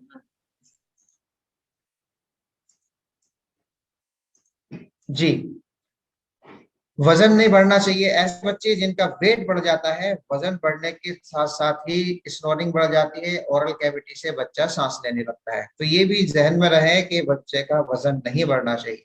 और मुंह बंद करके दौड़ लगवाना इसका एक वाहिद इलाज है। अगर हम दवाइयां नहीं दे रहे तो बच्चे को हम फिजिकल एक्टिविटी बढ़वा दें उसकी, और उसको हम इलाज कर सकते हैं। सबसे एडिनोइड हाइपरट्रॉफी अगर किसी को है और आपको लग रहा है कि एडिनोइड हाइपरट्रॉफी है, तब आप उसको, बच्चे को, अगर जो भी सिम्टोमेटिक इलाज आप देना चाहते हैं वो अपनी तरफ से दे दीजिए। सबसे अहम काम, उसकी हवा को तब्दील कराइए। बहुत ज्यादा ठंडी हवा वहां इस्तेमाल नहीं होगी। डायरेक्ट फैन के नीचे बच्चा नहीं सोएगा। किसी एसी या कूलर के सामने ज्यादा हवा का इस्तेमाल नहीं होगा। और बल्कि कोशिश ये की जाए कि रात में बहुत हल्का फैन, बस एक कम स्लो फैन के अंदर ही हम काम करें। दूसरी चीज, डाइट को बहुत अहम है। ऐसे बच्चे जो ये चॉकलेट, आइसक्रीम, चिप्स, कुरकुरे, जितने भी जंक फूड्स हैं, इनका इस्तेमाल ज्यादा करते हैं तो उनके अंदर इसकी इंसिडेंस ज्यादा ही है। ये दो तरह से बच्चे को नुकसान पहुंचाती है। नंबर वन, कि जिसके अंदर पाए जाने वाले जितने भी खट्टे आइटम्स होते हैं, उसके अंदर जितनी भी चीजें इस्तेमाल की जाती हैं, वो सब की सब एलर्जिक टेंडेंसी रखने वाली होती हैं। कुछ खट्टी होती हैं जिनके अंदर कुछ सिट्रिक एसिड पड़ा होगा, कुछ में उनको टेस्ट बढ़ाने के लिए अलग अलग चीजें इस्तेमाल की जाती हैं। वो नुकसान पहुंचाते हैं। हालांकि में एलर्जिक रिएक्शंस पैदा होते हैं, उससे इन्फ्लेमेटरी चेंज प्रोसेस स्टार्ट हो जाता है। दूसरी बात ये कि जितने भी ऐसे आइटम हैं वो सब के सब जिस्म के अंदर बलगमी रतूबात की ज्यादती करते हैं। जब भी बलगमी रतूबात ज्यादा होंगी, बच्चे का वेट बढ़ेगा, बच्चे का वजन जैसे ही बढ़ेगा, फौरन एडिनोइड की जो इंसिडेंस है वो बढ़ सकती है। तो जिस्म के अंदर वो तमाम चीजें जो रतूबात बढ़ाने वाली हो, हमको रतूबात को कम करना है। उस रतूबात को कम करने के हमारे पास दो रास्ते हैं। पहला रास्ता ये कि जो बाहर से जो चीजें इस्तेमाल हो रही हैं उनको कम किया जाए। दूसरा, जो अंदर रतूबत बढ़ गई है उसको हम फिजिकल एक्टिविटी या एक्सरसाइज के जरिए से दूर करें। तो माउथ क्लोज रनिंग एक्सरसाइज बहुत अहम और अच्छा औजार आपके पास है। आप उसकी एक्सरसाइज कराइए और उससे हम उसको ठीक कर सकते हैं। बहुत बहुत शुक्रिया जनाब, तमाम हजरात का, और ख़ास तौर से डॉक्टर अब्दुल माजिद साहब का, कि उन्होंने मुझे इस मौके पर कुछ कहने का मौका दिया। और मैं उम्मीद करता हूँ कि जितने भी ऑडियंस हमारे पास मौजूद हैं उनको ये टॉपिक समझने में कुछ ना कुछ ज़रूर मदद मिली होगी। और इसके ताल्लुक से अगर जो भी सवालात आपके जहन में हो, आप सवाल कर सकते हैं। अस्सलाम वालेकुम। जी, एक एक करके सवाल कर लें। मेरा सवाल ये है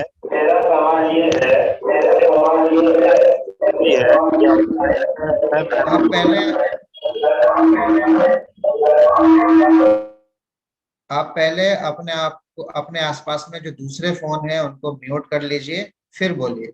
एक बार में एक ही फोन में अनम्यूट करें। जी बोलिए शमीम साहब। जी, अस्सलाम वालेकुम सर। वालेकुम सलाम जी। मेरा सवाल ये है कि जो बच्चों में मैंने ये देखा है कि मुसलसल उनको नाक बहती रहती है और उनके नाक के नीचे तक लाल हो जाते हैं, जी और उन जो है प्रोग्रेस मेंटली जो है एक एक क्लास में 4-4 बार फेल होते हैं। लेकिन उसमें बिल्कुल बिल्कुल। जैसे आपने बताया सुहागा बिरियां शरबत उन्नाव के साथ इस्तेमाल करना है, तो इसका क्या ड्यूरेशन रहेगा? हम्म। मरीज को क्या बताया है कितने दिन में उसको थोड़ा बहुत रिस्पांस आएगा? और देखिए देखिए, हाँ ये बिल्कुल। में लहू कुश्ता, ख्यार संबरी या कुर्स कुश्ता गौदंती का इस्तेमाल कैसे करना, थोड़ा इस पे तफसीली बात कर दीजिए। जी जी ठीक है, चलिए म्यूट कर लीजिए अपने आप को। जी देखिए, एक चीज तो सबसे पहले मैं आपको ये बता दूं कि जिसका भी आप इलाज कर रहे हो, सबसे पहला काम आप ये करिए, उसका उसको मैंने अभी लिख के दिया आपको, एक्सरे नेक लेटरल व्यू, ये लिख लीजिए भले ही आप। ये जो एक लाइन है ना, जिसको आप एक्सरे लिख के देंगे, कभी भी आप किसी का एक्सरे कराएंगे तो वहां दिक्कत ये आती है, आपने एक्सरे लिख के दे दिया, वो कुछ भी एक्सरे करके उठा के दे देगा आपको इसको स्पेसिफिक एक्सरे कराना है। उस पर ये लिखना है, x ray neck lateral view for adenoids. आपको ये जरूर लिखना है, फॉर एडिनॉइड्स, ताकि वो एक्सरे करने वाला इंसान इस एडिनॉइड को ही फोकस करे, इस हिस्से को फोकस करेगा तो ही आपको ये दिखेगा। अगर आपने सिर्फ लिख दिया एडिनॉइड का एक्सरे करा दो, तो कोई सा भी व्यू करा के दे देगा और आपको कुछ भी नजर नहीं आएगा, क्योंकि उनको खुद पता नहीं हो पाता कि डॉक्टर ने जो स्पेसिफिक लिखा है वो होना चाहिए। मैं एक चीज रह गई थी, मैं इसको थोड़ा सा डॉक्टर साहब में इसको मैं थोड़ा सा इसमें क्लियर कर दूं ताकि आपको एक्सरे देखना समझ आ जाए, आपको एक्सरे में क्या क्या चीजें देखनी है, क्योंकि मुझे एक्सरे सामने आ गया तो मैं इसमें और फाइंडिंग से मैं आपको दिखा दूं। देखिए ऐसे केसेस जो एडिनॉइड वाले होते हैं, इसमें ये दिख रहे होंगे आपको दांत आगे के हिस्से में, ये बिल्कुल आगे की तरफ बाहर निकलने, इसको हम बोलते हैं फॉरवर्ड बेंडिंग ऑफ टीथ। देखिए इस वाली पिक्चर के अंदर भी दांत आगे की तरफ निकल रहे हैं। ये जो बाहर की तरफ दांत की शेडो दिख रही है, ये इंडिकेशन इस बात का है कि बच्चे को मुंह खोलने की आदत है, इसलिए वो मुंह खोल के सांस लेता है। आपने बच्चों के मुंह के अंदर दांत देखे होंगे आड़े टेढ़े ऊपर नीचे, कई बार ओवर क्राउडिंग होती है, कोई अंदर निकल गया कोई बाहर निकल गया, आगे पीछे निकल जाते हैं, इसको ओवर क्राउडिंग ऑफ टीथ कहा जाता है। कई बार लोगों के दांत आगे की तरफ निकल जाते हैं, फिर वो ब्रेसेस लगा के तार बनवा के उसको अंदर करवाते हैं, ये डेंटल वाले काम करते हैं। फिर तो ये दांतों की मूवमेंट जब कंटिन्यूअसली मुंह खुला रहता है, दांत बाहर की तरफ निकल जाते हैं, तो इससे इतना बड़ा नुकसान ये होता है कि बच्चे का पूरा फेस जो बड़ा खूबसूरत था, वो हमारी अपनी गलती की वजह से बिल्कुल बिगड़ जाता है, क्योंकि हम पहले ध्यान नहीं देते। अगर हम 3 साल 4 साल 5 साल तक हम इसको ध्यान दे दें, क्योंकि जो परमानेंट टीथ है वो 5 साल की उम्र के आसपास निकलना शुरू होते हैं, जो डेसिडुअस टीथ होते हैं, जो बच्चों वाले टीथ हैं, वो 5 महीने 6 महीने से निकलना शुरू होते हैं और 5 साल तक निकलते रहते हैं और कुछ गिरते रहते हैं। लेकिन एक बार जब परमानेंट टीथ आ गया और उसके बाद वो एक गलत डायरेक्शन में आ गया, तब उसको आप बाहर बाद में या तो डेंटिस्ट से सही करवाएंगे, लेकिन उसके निकलने से नुकसान ये होता है कि बच्चे का पूरा फेस बिगड़ जाएगा। मुंह खुलने की वजह से ऊपर वाला होठ मोटा हो जाएगा, मुंह खुला रहेगा, फिर ये सब चीजें उसमें गड़बड़ हो जाएगी। तो ये एक्सरे के दौरान हम इन चीजों को नोट करेंगे। तो एक्सरे के दौरान इन चीजों को नोट करना जरूरी है। तो दांतों की मूवमेंट आपको जरूर देखनी चाहिए उसके अंदर, जो भी आप एक्सरे कराएं, और बल्कि हम खुद ना देखें उसको, हम इस एक्सरे को मरीज को अपने क्लिनिक पे लगा के अटेंडेंट को दिखाएं, देखो भाई इसका इसकी वजह से ये दांत खराब हो गए, अब 10-20 हजार रुपए आपको दांत को ठीक करवाने में लग जाएंगे। ये अब मुश्किल से अभी मेहनत का काम है, अब 1000-2000 रुपए में आपका ये काम हो जाएगा। लेकिन अगले अगर आपने 10 साल तक इसका ध्यान नहीं दिया, दांत पूरे आगे हो जाएंगे, आगे मेढ़े टेढ़े मेढ़े हो जाएंगे, होठ के लिप्स जो है वो मोटे हो जाते हैं, तो इसको अंदर ठीक करने में ब्रेसेस लगाने में कम से कम 20 से 25 हजार रुपए का खर्चा आ जाता है। तो इसलिए दांत की मूवमेंट आप मरीज को अटेंडेंट को दिखा सकते हैं, इसके दांत की मूवमेंट भी आगे की तरफ जा रही है, मुंह खुला हुआ है, होठ खराब हो रहे हैं, होठ भी फटने की आदत होती है। तो ये इसके अंदर एक चीज ऐसी है जो आपको बतानी जरूरी थी। अब डॉक्टर साहब का सवाल ये था कि हम इसका इलाज कैसे करें और किस तरह से करें। तो सबसे पहला काम आप ये करिए, ऐसे बच्चे का एक्सरे करा लीजिए ताकि उसके घर वालों को तसल्ली हो जाए, हाँ डॉक्टर साहब ने एक चीज देखी है और उसको हमें समझाया है, हमें बताया है, और उसके बाद में इसमें ये सिचुएशन है, अगर ये आधे से ज्यादा लाइन जा रही है इसकी, तो हम इसको एक्सरसाइज करवा सकते हैं, अपनी दवाइयां दे सकते हैं। लेकिन अगर बच्चा कॉम्प्लिकेशन में जा रहा हो तो हम कोशिश ये करें फिर उसको दवाइयां ना दें। अगर कॉम्प्लिकेशन का मतलब ईयर डिस्चार्ज बहुत ज्यादा हो रहा है, उसको स्लीप डिस्टर्बेंस है, जैसे आपने बताया कि उसका मेंटल डेवलपमेंट नहीं हो रहा, तो ऐसे बच्चे को हम फिर एक्सरे कराने के बाद डिसाइड कर लें। तो यहाँ पे अब हम दूसरा काम ये करेंगे, जैसा आपका सवाल था कि आप उसको इलाज कैसे करेंगे, तो पहले हमने ये डिसाइड कर लिया कि हमने इसको इलाज करना है। या कई बार ऐसा भी होता है कि हम इलाज नहीं करना चाहते, लेकिन मरीज इंसिस्ट करता है नहीं डॉक्टर साहब आपको इलाज करिए, हमें ऑपरेशन नहीं कराना, तो वहां हम मजबूर हो जाते हैं कि मरीज ऑपरेशन कराने के लिए तैयार ही नहीं है, तो फिर हम अपना ट्रीटमेंट स्टार्ट करते हैं। तो इस ट्रीटमेंट स्टार्ट करने में सबसे पहला काम जो फिर से मैं वापस दोहरा रहा हूँ, हवा, आप उसको चेक करिए। नंबर 2, उसकी डाइट को बिल्कुल रेस्ट्रिक्ट कर दीजिए कि ऐसी चीजें आप इस्तेमाल नहीं करेंगे। नंबर 3, उसकी हरकत बढ़ा दीजिए, आप उसकी फिजिकल एक्टिविटी बढ़ाइए और मुंह बंद करके दौड़ लगवाइए। जब तक हम मुंह बंद करके बच्चे की दौड़ नहीं लगवाएंगे, आप कितनी भी दवा दे दें, इवन सर्जरी के बाद भी वापस रिकरेंस हो जाती है। अगर आपने एक्सरे नहीं एक्सरसाइज नहीं करवाई और सिर्फ सर्जरी करवा के छोड़ा कि चलो अब तो सर्जरी हो गई अब तो ठीक हो जाएगा, लेकिन सर्जरी के दौरान ऐसा नहीं होता कि पूरे का पूरा टिश्यू पूरे की पूरी सबकी सब निकल जाएंगे। वहां पर जितनी भी सेल्स मौजूद होती है वो आहिस्ता आहिस्ता आहिस्ता आहिस्ता रीजनरेट होती है, फिर से बड़ा हो जाता है वो हिस्सा। तो इसलिए एक्सरसाइज उसके सर्जरी के बाद भी सर्जन एडवाइस करता है कि साहब इनकी मुंह बंद करके दौड़ लगवाइए, इनकी एक्सरसाइज करवाइए। वही काम हम पहले करवा रहे हैं। हम क्या करवा रहे हैं, उसको मुंह बंद करके इतना दौड़ लगवाइए, इतना दौड़ लगवाइए। मुंह बंद करने का मकसद ये है कि मुंह अगर बंद रहेगा तो नाक से सांस लेगा बच्चा, जितनी ज्यादा नाक खुलेगी, नाजोफेरिंग्स नाक के अंदर ही है, उसी से एयर का ट्रैफिक जितना ज्यादा खुलेगा उतना वो श्रिंक होता चला जाएगा। रास्ता खुलेगा उसका। जो नेजल म्यूकस मेम्ब्रेन जो इन्फ्लेम्ड हो रही थी, वहां सेक्रीशंस भरे पड़े थे। कई बार इतने ज्यादा सेक्रीशन हो जाते हैं कि सेक्रीशन नाक में भरे रहने की वजह से म्यूकस मेम्ब्रेन इतनी गिलगिली गल जाती है कि अगर आपने जोर से सिनक दिया तो ब्लीडिंग स्टार्ट हो जाएगी, बच्चे को एपिस्टैक्सिस हो जाती है। जैसे आप बता रहे हैं अभी कि नाक से सेक्रीशंस निकलते रहते हैं उसको, तो ऐसे बच्चे को अगर जोर से आपने पकड़ के नाक सिनक दी, कुछ कर दिया, तो वहां से इसकी म्यूकस मेम्ब्रेन इतनी डेलिकेट हो जाती है कि वो वहां से टूट के और वहां से ब्लीडिंग स्टार्ट हो जाती है। तो यहाँ पर आपने जो इलाज स्टार्ट करना है, कम से कम 3 महीने तक आप एक चुटकी सुहागा और शहद में या शरबत नाम में मिलाकर सुबह शाम आराम से 3 महीने तक इस्तेमाल करा सकते हैं। उसमें जहन में ध्यान में ये रखना है कि आपको एक हफ्ता इस्तेमाल करा के 2 दिन छोड़ देना है। हर हफ्ते मतलब ये मान के चले 5 दिन इस्तेमाल करें, 2 दिन छोड़ दें, फिर 5 दिन इस्तेमाल करें, फिर 2 दिन छोड़ दें। इस तरह से 2-2 दिन का, क्योंकि हमें लंबी ड्यूरेशन तक इसका इस्तेमाल करना है। लेकिन शर्त अभी भी यहाँ पर ये रहेगी कि आपको जो चीज हम इस्तेमाल कर रहे हैं उसमें एक्सरसाइज के साथ में इस्तेमाल करना है। अगर हम ये सोचते हैं कि सिर्फ हमारी दवा काम कर देगी, बिल्कुल कतई दवा अकेली काम नहीं करेगी जब तक एक्सरसाइज नहीं होगी। क्योंकि दवा काम ये करेगी कि आपकी जो रतूबात है उनको बनना बंद कर देगी, आपको ऐसा नहीं करेगी कि जो अंदर रतूबात ऑलरेडी बन चुकी है उनको बाहर निकाल दे अचानक से। उसके लिए हम मुलय्यनात का इस्तेमाल कर सकते हैं। लेकिन फिजिकल एक्टिविटी जितनी तेज होती है, देखिए एक और कंसेप्ट इसके अंदर है, जब हम दौड़ लगाते हैं, भागते हैं, तो हमारे जो म्यूकस मेम्ब्रेन है या हमारा जो सर्कुलेशन है उसके अंदर एड्रेनालिन का सेक्रेशन बढ़ जाता है। तो जहां जहां एड्रेनालिन बढ़ता है वहीं वहीं एड्रेनालिन के पहुंचने की वजह से, एड्रेनालिन जब भी वहां पहुंचेगा तो वैसोकंस्ट्रिक्शन पैदा करता है, वैसोकंस्ट्रिक्शन पैदा करके सेक्रेशंस को कम कर देता है। नाक के अंदर क्योंकि साइनोसाइड्स होते हैं, ब्लड वेसल्स ज्यादा होती हैं, इसलिए एड्रेनालिन का इफेक्ट बहुत तेज होता है और नाक फटाक से खुल जाती है। कभी भी आपको लग रहा हो कि नजला जुकाम हो रहा है, मेरी नाक बंद है, आप तजुर्बा करिए कि 10 मिनट तेज पैदल चल दीजिए, 10 मिनट दौड़ लगा के आ जाइए आप। तो जैसे आप दौड़ लगा के आएंगे तो आपको लगेगा हाँ यार नाक खुल गई। तो अब नाक को खोलने का सबसे आसान और वाहिद तरीका ये है कि आप उसकी हरकत बढ़ा दीजिए।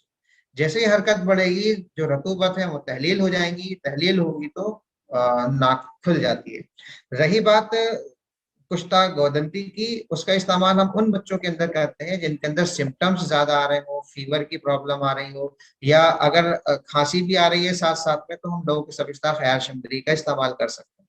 तो लोगों के सबिस्ता खैर शंबरी, कुश्ता गोदंती दोनों एक साथ इस्तेमाल किए जा सकते हैं। एक एक गोली, अगर बच्चा बड़ा है 8-9 साल का है तो जो छोटी टैबलेट आती है उसमें से डोज तो हम उसकी एक ही चुटकी देते हैं, तो एक एक टैबलेट छोटी वाली आधी भी दे सकते हैं। डोज हम अपने हिसाब से उसको एडजस्ट कर लें कितने उस साल का बच्चा है, क्योंकि अलग अलग कंपनी की जो गोलियां भी हैं वो भी अलग अलग साइज की आती है, किसी की छोटी लग रही है, किसी की बड़ी लग रही है। एक दिन में कुर्सेतिनकार देख रहा था, किसी की इतनी बड़ी गोली है कुर्सेतिनकार की, किसी की छोटी सी गोली है कुर्सेतिनकार की। तो उसको टैबलेट को देखकर हम खुद डिसाइड कर लें कि हाँ ये डोज बच्चे के लिए मुनासिब रहेगी, तो उस डोज को हम इस्तेमाल कर रहे हैं। तो कुश्ता गोदंती का इस्तेमाल इसके अंदर काफी मुफीद साबित होता है अकॉर्डिंग टू द सिम्टम्स। अगर कुछ और सिम्टम्स नजर आ रहे हैं, बुखार भी साथ में है, हब्बे शिफा का भी इस्तेमाल किया जा सकता है। ऐसे एक्टिव केसेस जिनके अंदर बहुत ज्यादा सेक्रेशन निकल रहे हो, उनको कम करने के लिए हम हब्बे शिफा का भी सहारा ले सकते हैं। लेकिन हब्बे शिफा का इस्तेमाल बहुत कमी से किया जाता है, जहां जरूरत हो नजले जुकाम को रोकने के लिए वहीं उसका इस्तेमाल किया जाए। उम्मीद है कि सवाल का जवाब पूरा हो गया होगा। इसमें कोई और कंफ्यूजन हो किसी को तो बताइए, अपने आप को अनम्यूट कर लें हेलो और क्वेश्चन। सर, अस्सलाम वालेकुम। सलाम। सर मेरी बेटी है 4+ हैं, तो उनको ना स्लीप डिस्टरबेंसेस हैं बहुत ज्यादा, मतलब रात में हम समझ नहीं पाते कि उनको प्रॉब्लम क्या है। और वो अभी कुछ टाइम से मैं नोट कर रही हूँ कि वो रात में खर्राटे भी लेती हैं, स्नोरिंग की आवाज मतलब बिल्कुल हाँ क्लियरली विजिबल होती है। और बिल्कुल। वैसे वो एक्टिव हैं और लीन एंड थिन बिल्ट की हैं, मतलब वैसे, लेकिन वो मिट्टी बहुत खाती थी पहले हाँ बचपन, जैसे जब वो छोटी थी। अब तो उन्होंने छोड़ दिया, लेकिन कभी कभार मैं उनको वैसे प्रोबायोटिक्स वगैरह जब से मैंने देनी शुरू करी है तब से उन्होंने मिट्टी छोड़ दी है। पर उनको समटाइम्स अभी भी इतनी ज्यादा वो होती है कि मैं उनको नोटिस करती हूँ कि वो कहीं भी कॉर्नर में कहीं भी बैठी हुई मिट्टी समटाइम्स खा लेती हैं। बाकी वो बिल्कुल वैसे वो एक्टिव है, इंटेलिजेंट है, कोई नेजल सिक्रीशंस ऐसे एज सच नहीं होते। समटाइम्स वो कान में दर्द बताती हैं रेयर कंडीशन में, तो बस, और तो बाकी उनको ऐसी कोई कंप्लेंट नहीं है कि इंटेलिजेंट भी हैं वो। सुनने में कोई प्रॉब्लम? लेकिन वो रात में सर, मतलब रात में वो 3 से 4 बार उठती है और वो उठ के रोना शुरू कर देती है, इतना ज्यादा कि पूरा घर उठ जाता है। हाँ, तो ये नाइट की डिस्टर्बेंस है। एज कितनी है उनकी? एज सर 4+ है। हाँ, 4+ है, तो ये वाली वही एज है। इसमें एक तो इसमें आप वही दो चीजों का पहले फिर से ध्यान रखिएगा, एयर का, हवा का, क्योंकि जब पेरेंट्स सो रहे होते हैं तो बहुत तेज हवा में होते हैं। कई बार बच्चों को बहुत तेज हवा की आदत पड़ जाती है सोने की, सर तो उनको हवा भी। इतने ज्यादा पसीने आते हैं सिर में कि हमें मजबूरन फैन, मतलब वो मतलब बिल्कुल नहीं रह सकती वो हवा के बिना। वो अच्छा, बिल्कुल ठीक है। एसी के सामने प्रेफर करती है, और उसके सिर में बहुत ज्यादा पसीने रहते हैं, इवन इतना कि तकिया भी गीला हो जाता है। तो ठीक है। उसका क्या मैं जी। हाँ हाँ, मैं बता रहा हूँ। तो दूसरी चीज इसमें है डाइट की। देखिए, एसी में जब तक बच्चा रहेगा और ठंडी हवा जब तक नाक के अंदर चलती रहेगी, तो ये नाक ब्लॉकिंग वाली प्रॉब्लम तो ठीक नहीं होनी। अगर आपको इसको रिकवर करना है तो उसकी फिजिकल एक्टिविटी बढ़ानी होगी। देखिए, कोई कोई एक फैक्टर ऐसा है जो हम नहीं कर पा रहे हैं। मान लीजिए, चलिए आपने उसको हवा का कुछ प्रॉब्लम है कि नहीं कर पाती, तो उसको ओवरकम करने के लिए हम एक्टिविटी उसकी बढ़ा सकते हैं। उसमें अब ऐसा कुछ चीज तो आती नहीं है कि हाँ, किसी बच्चे का मुंह बंद करके हम कोई लॉक लगा दें, ताला लगा दें, उसको बोलें कि तुम अब भागो। ऐसा नहीं होता। तो इसलिए हम क्या करते हैं, उसमें बच्चों को हिदायत ये करते हैं, एक छोटा सा पेपर बच्चे के मुंह में, होठ पे लगा देते हैं और उसको बोलते हैं दौड़ लगाइए आप। अगर आपने उसका वो गिर गया, कागज गिर गया, तो लगेगा कि हाँ, इन्होंने कोई चीटिंग करी है। अदरवाइज अगर वो बच्चे अक्सर ऐसे भागते रहते हैं, भाग लेते हैं। तो इस केस में जो कंडीशन आप बता रही हैं, उसके अंदर अहम काम डाइट पे ज्यादा ध्यान देना है आपको, और उसकी फिजिकल एक्टिविटी को ज्यादा ध्यान में रखना है। डाइट में खासतौर से मैदा से बने हुए आइटम कम इस्तेमाल कराइए, फिजिकल एक्टिविटी थोड़ी सी बढ़ा दीजिए। फीवर की कोई कंप्लेंट तो नहीं है उनको? हाँ हेलो। जी, हेलो। फीवर की फीवर की कोई कंप्लेंट तो नहीं नहीं? नहीं सर, सर बस फीवर ठीक की है, कोई ठीक है। कंप्लेंट नहीं है। हाँ, दूसरी दूसरी चीज, आप ये जो मिट्टी और वाला सर मामला कान में उनका वो है। दर्द कभी मतलब बताती है सर, कान में दर्द बताती है। हाँ, तो कान एक बार हमें ईएनटी वाले से चेक कर लेना चाहिए। अगर आपके पास ऑटोस्कोप है तो आप एक बार ऑटोस्कोप से कान को चेक कर लें। कान के दर्द के दो बड़े सबब होते हैं। ऐसे बच्चे जिनके एडिनॉइड बढ़ा हुआ हो, उनमें नेगेटिव प्रेशर डेवलप होता है, उसकी वजह से कान में दर्द हो सकता है। तो ये हम जब ऑटोस्कोप से चेक करेंगे तो ही समझ आ पाएगा, नहीं तो वैसे नहीं समझ, बिल्कुल भी समझ नहीं आएगा। तो जब भी हम ऑटोस्कोप से कान को चेक करेंगे, ऑटोस्कोप से कान चेक करने के बाद में अगर कोई मिडिल ईयर का कोई इन्फेक्शन नजर आ रहा है, तो अकॉर्डिंग टू द कॉज हम ट्रीटमेंट करेंगे। लेकिन इस सेंस में जो जो कंडीशन आप बता रही हैं, इसमें मुझे लग नहीं रहा, क्योंकि उसकी नेजल सेक्रीशंस बिल्कुल भी नहीं है। तो पॉसिबिलिटी ऐसी भी हो सकती है कि कान में कोई वैक्स हो, वैक्स की वजह से भी कान में दर्द होता है। एक बार आप अपने ऑटोस्कोप से कान को चेक करें। चेक सर करने के वो बाद में यही दे अगर, देते हैं, सोली हाँ वैक्स दे देते हैं या फिर कोई एंटीबायोटिक दे देते हैं, तो हाँ वो हाँ हार्डली हाँ, 2 डेज में ही ठीक हो जाती है। नहीं लेकिन तो फिर उसकी खर्राटे जो है ना, और ये जो स्लीप डिस्टरबेंसेस है, इसका मुझे थोड़ा सा, मैं डाइट बिल्कुल चेंज बिल्कुल करके देखती हूँ जैसे आप बता रहे हैं। बिल्कुल। नहीं नहीं नहीं नहीं, आपको दो काम तो करने ही करने हैं। अगर किसी को एंटीबायोटिक देने से ठीक हो रहा है, एंटीबायोटिक दवा खाने से अगर ठीक हो रहा है, इसका मतलब वो एडिनॉइड हाइपरट्रॉफी की वजह से बिल्कुल हो सकता है। कॉमन कोल्ड हो या फिर एडिनॉइड की वजह से अगर हो रहा है, तो एंटीबायोटिक क्योंकि गर्म मिजाज की होती है, हरारत करती है, तो उससे वो सब साइड हो जाता है। लेकिन कुछ दिन के बाद फिर से वापस वहीं पे आ जाएगा। वहां पर आपको दो चीजें खासतौर से ध्यान में रख के, अपनी डाइट को चेंज कराइए और उसकी फिजिकल एक्टिविटी बढ़ा दीजिए। मैं डेफिनेटली मतलब 99% कह सकता हूँ कि अगर आपने डाइट थोड़ी सी चेंज कर दी और उनको मुंह बंद करके आपने दौड़ लगवा दिया, तो मुझे नहीं लग रहा कि ये प्रॉब्लम बार बार बाद में आएगी। हाँ, वो मिट्टी वाला जो मामला आपने बताया है कि वो मिट्टी खाने का या इस तरह की जो भी चीजें खाई जा रही हैं, उसको इस्तेमाल करने के लिए हम लीवर पे भी थोड़ा सा ध्यान देंगे। आयरन और कैल्शियम की कमी की वजह से ही बच्चे ऐसा करते हैं, तो आयरन और कैल्शियम का भी बच्चे का ध्यान रखें। ये कोई किसी की साउंड आ रही है, मैं इसको अनम्यूट कर देता हूँ। तो जितनी भी बच्चे मिट्टी खाने वाले होते हैं, उनमें आयरन और कैल्शियम का खास तौर से ध्यान ध्यान रखा जाए। और बच्चों की जो डाइट है, उनकी ग़िज़ा है, उस पर खास तौर से आप ध्यान रखेंगे तो ये कंडीशन ठीक हो जाएगी। जी, जी, अस्सलाम वालेकुम। वालेकुम सलाम। जी, बहुत बहुत शुक्रिया डॉक्टर साहब आपका। जी। ठीक है डॉक्टर हेलो। साहब का जी जी जी, अगर आप देखिए जितने भी लोग अभी जुड़े हुए हैं, अगर कोई और क्वेरी हो, कोई क्वेश्चन हो, तो जो ग्रुप बना हुआ है टेलीग्राम पर, आप डायरेक्ट वहां पर कोई भी क्वेरी अपनी डालें तो इंशाल्लाह हम वहां पे डिस्कस कर सकते हैं। और इस प्रोग्राम का मकसद ही ये है कि जो लोग हमसे जुड़े हुए हैं या खास तौर से अभी नहीं भी जुड़े हैं, जुड़ जाए बाद में, कि यूनानी के कंसेप्ट को हम किस तरह से समझ जाएं और किस तरह से उन चीजों को एप्लीकेबल करके, अप्लाई करके हम अपनी प्रैक्टिस में ले आए। तो ये अहम और मकसद है डॉक्टर साहब का भी। फिर जब इन्होंने हमें जोड़ा है तो हमारा भी, जो इस तरह के हम ख्याल लोग जब एक जगह हो जाएंगे तो उम्मीद है कि काफी हद तक यूनानी के जो कंसेप्ट हैं लोगों को समझ में आएंगे, प्रैक्टिस करना आसान हो जाएगा। डॉक्टर अकमल भी इस फील्ड के माहिर हैं, वो भी आपसे गुफ्तगू करेंगे। और इसमें अगर किसी को भी कोई कंफ्यूजन होता है, अभी हम वक्त की किल्लत की वजह से हमें दूसरा सेशन अभी चेक कर लेना है, तो आपको इसमें